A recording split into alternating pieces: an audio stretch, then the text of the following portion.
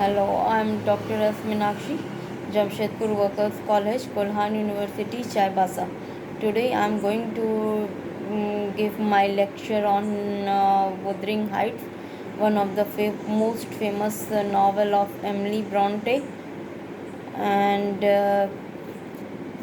as well as I'm going to deal with the character as well as the theme of Wuthering Heights. This is prescribed in semester 5, paper 12. So let's begin.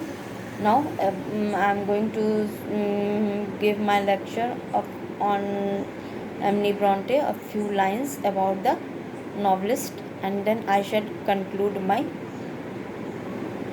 lecture on the prescribed novel. So let's begin now. Emily Bronte was born on July 30, 1818 in Thornton, Yorkshire, England. She is best remembered for her novel Wuthering Heights, which was published in 1847. She was not the only creative talent in her family. Her sisters Charlotte and Annie enjoyed some literary success as well. And now I'm going to give a gist of Wuthering Heights in short. So, Wuthering Heights is a multi generational story of love and revenge that revolves around the inhabitants of a desolate farmhouse called Wuthering Heights and its owner Heathcliff. A housekeeper relates the sad history of Wuthering Heights to Mr. Lockwood, a visitor to the area.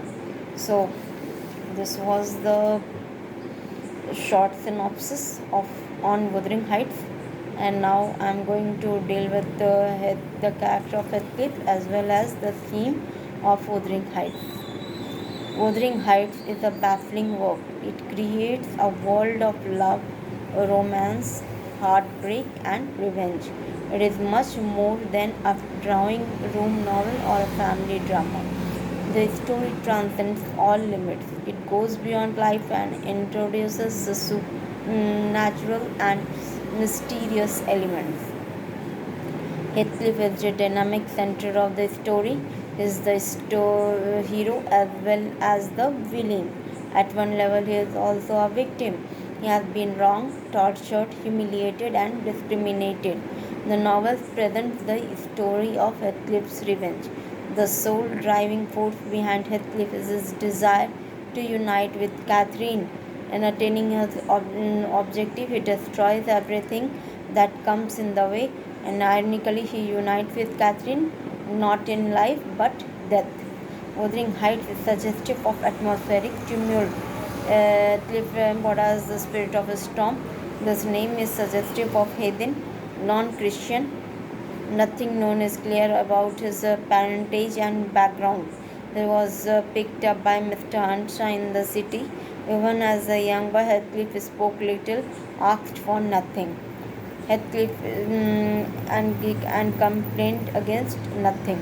In the Earnshaw household, there was no room or love for Heathcliff. Catherine's brother Hindley took care of him, but Catherine took a violent liking for him. Heathcliff reciprocated her sentiments in his own dumb ways. Heathcliff and Catherine were drawn together by temperamental affinity. They loved to walk and play in the open, to go wild in the woods around Wuthering Heights. Henry took every opportunity to torture him and run down Heathcliff. But Heathcliff bore everything in a spirit and stoic endurance. The only thing he could not bear was the prospect of his separation from Catherine Earnshaw. Meanwhile, Catherine began to entertain Edgar Linton. Catherine loved Heathcliff but wanted to marry Linton. Her decision to marry Linton was in deference to the social norms of her time. She could not think of marrying a penniless foundling. This broke Heathcliff's heart. He disappeared from Wuthering Heights only to return after several years. He was a changed man, cool but impetuous and extremely rich. First of all, he destroyed the weak-willed Hindley by gambling and by providing him with a generous supply of wine. After Hindley, he became the owner of Wuthering Heights. Then he directed to gaze. Then he directed his gaze upon Thrushcross Grange, where Linton lived with his wife Catherine. He tortured Linton and thus hastened his death. Then eloped Isabella, married her, and Catherine died. Heathcliff gained full control over Wuthering Heights and Thrushcross Grange. But after Catherine's death, he lost his revenge motive. In fact, he lost all the interest in his life. He remained in constant communion with Catherine's spirit. His sole overwhelming desire was to unite with her. Finally, Heathcliff died. Emily Bronte expresses the hope that Heathcliff's mania found rest and fulfillment in the grave. And then Wuthering Heights is a strange novel of love, hate, and revenge, and it ends in peace.